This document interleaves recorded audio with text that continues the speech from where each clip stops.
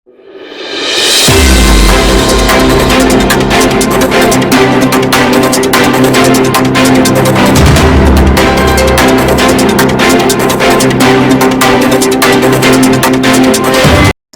వార్తలకు స్వాగతం. వివరాల్లోకి వెళితే తిరుపతిలోని తిరుపతి స్పెషల్ సబ్ జైలును హోంశాఖ మంత్రి వంగలపూడి అనిత ఆకస్మికంగా తనిఖీ చేశారు.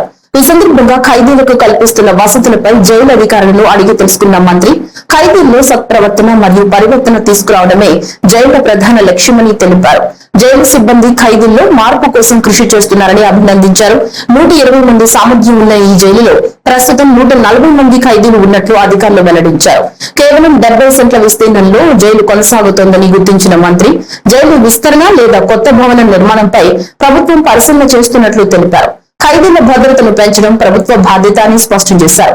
అదేవిధంగా సంచలన కేసుల విచారణ కోసం ఫాస్ట్ ట్రాక్ కోర్టులు పనిచేస్తున్నాయని, అవసరమైతే మరిన్ని ఫాస్ట్ ట్రాక్ కోర్టులు ఏర్పాటు చేస్తామని హామీ ఇచ్చారు. జైళ్ల శాఖలో ప్రక్షాళన చేపడతామని ప్రకటించిన మంత్రి జాబ్ క్యాలెండర్ ద్వారా పోలీస్, ఫైర్, జైలు శాఖల్లో ఖాళీలను భర్తీ చేస్తామని తెలిపారు. పెరోల్ పై బయటకు వచ్చే ఖైదీలపై కూడా నిరంతర నిఘా కొనసాగుతోందని వెల్లడించారు. తిరుపతిలో గంజాయి విక్రయాల వెనుక ఎవరున్నా కఠిన చర్యలు తీసుకుంటామని హోంశాఖ మంత్రి వంగలపూడి అనిత హెచ్చరించారు. 140 మెంబర్స్ ఉన్నారు, కెపాసిటీ ఆఫ్ 120, బట్ 140 మెంబర్స్ ఈ రోజు ఇక్కడ ఉండటం, అందులోనే మనకి లేడీ ప్రిజనర్స్ కొంతమంది ఇక్కడ కూడా ఉండటం జరిగింది. అయితే వీళ్ళకి ఒక సపోర్టివ్ గా కంపల్సరీగా ఒక మంచి జైలు మనం ఇక్కడ కన్స్ట్రక్ట్ చేయాల్సిన అవసరం ఉంది. దాని మీదనే ఇప్పుడు ఒకసారి అధికారులతో కూడా చర్చించడం జరిగింది. ఒకసారి కలెక్టర్ గారితో కూడా మాట్లాడి ఇన్ కేస్ అంటే ఇక్కడ కనుక కోర్టు ఎక్కడికైనా షిఫ్ట్ అయితే ఇక్కడ దీన్ని మనం ఏదైనా అలాట్మెంట్ చేయించుకోవడానికి అవుతుందా, లేదు అనుకుంటే కొత్త ప్లేస్ ఏదైనా మన అలాట్మెంట్ అయితే కనుక జైలు అక్కడ కన్స్ట్రక్ట్ చేస్తే కనుక జిల్లా జైలు అవసరం కాబట్టి ఈరోజు అదొకటి చూసాం.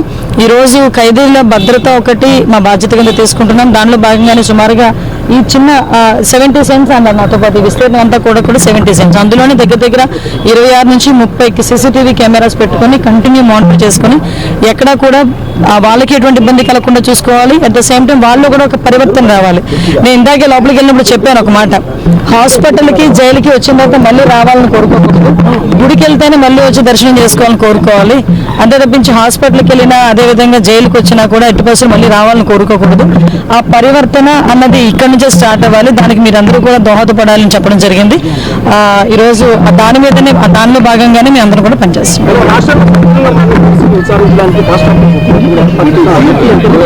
యాక్చువల్గా ఇప్పుడు ఏదైనా సంచలనమైన కేసులు ఉన్నాయనుకోండి, దానికి ఆల్రెడీ ఫాస్ట్ ట్రాక్ కోర్ట్స్ ఉన్నాయి, ఆ కోర్టులు నడుస్తున్నాయి, ఆ కోర్టులో ఎక్కడ ఇబ్బంది లేదు. ఇన్ కేసు అంతకు మించి ఏదైనా ఉన్నాయనుకున్నా కూడా కొత్త స్పెషల్ కోర్టులు ఏర్పాటు చేయడానికి గవర్నమెంట్ సిద్ధంగా ఉంది. జైలు మీద అవగాహన తెలిపించే విధంగా కూడా తెలంగాణలో సిస్టమ్ తీసుకొచ్చారు. ఆ విధంగా కూడా ఏపీలో కూడా ఏమన్నా తీసుకొస్తే 500 రూపాయలు కట్టి జైల్లో అక్కడ ఉన్నటువంటి వాటిని వివరించే దిశగా కూడా ఇటు తెలంగాణ. యాక్చువల్లీ మీకు విషయం ఏంటంటే జైల్స్ అనేవి ఏంటంటే ఒక పరివర్తనకి రావడానికి ఒక మెయిన్ ప్లేసెస్ అండి.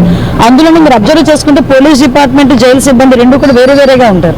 జైలు సిబ్బంది ఎలా ఉంటారంటే వాళ్ళతో కొంచెం దగ్గరగా మాట్లాడుతూనే వాళ్ళు పరివర్తన రావడానికి నిత్యం ప్రయత్నం చేస్తూనే ఉంటారు. అంటే జైలు అన్నది ఒక పరివర్తనకి ఒక కేంద్రాల కింద భావించాలి. అదే సేమ్ టైం బయటకు వచ్చిన తర్వాత కూడా మళ్ళీ తిరిగి వెళ్ళకూడదు అనే కాన్సెప్ట్ లో ఉండాలి. దాని మీదనే పెరోల్ లోకేలు ఇచ్చి బయటకు వచ్చిన తర్వాత కూడా వాళ్ళ మీద మానిటర్, కానీ బెయిల్ మీద బయటకు వచ్చే వాళ్ళ హ్యాబిచువల్ అవ్వకుండా వాళ్ళ మీద మానిటర్ కూడా ఈరోజు మేము చేపడుతున్నాం. జైలుకి అయితే మాత్రం ప్రక్షాళన జరుగుతుంది.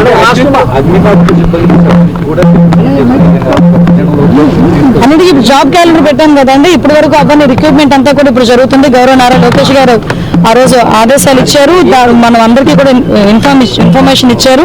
ఆ జాబ్ క్యాలెండర్ లో భాగంగానే డిపార్ట్మెంట్, పోలీస్ డిపార్ట్మెంట్, అదేవిధంగా జైల్ శాఖని, ఫైర్ డిపార్ట్మెంట్, ఈ మూడిట్లో కూడా రిక్రూట్మెంట్ అనేది జరుగుతుంది. ప్రధానంగా సుదూర ప్రాంతాల నుంచి హైవేలు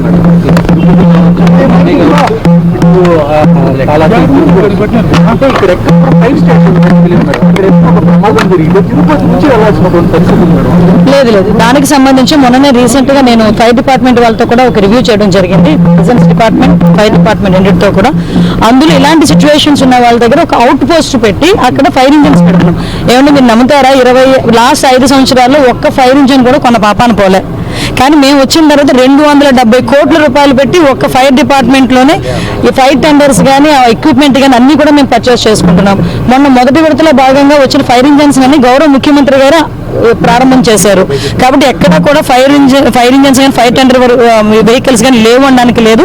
అవుట్ పోస్టులు పెట్టైనా జనాలకు ఇబ్బంది లేకుండా చూసుకునే బాధ్యత తీసుకున్నాం.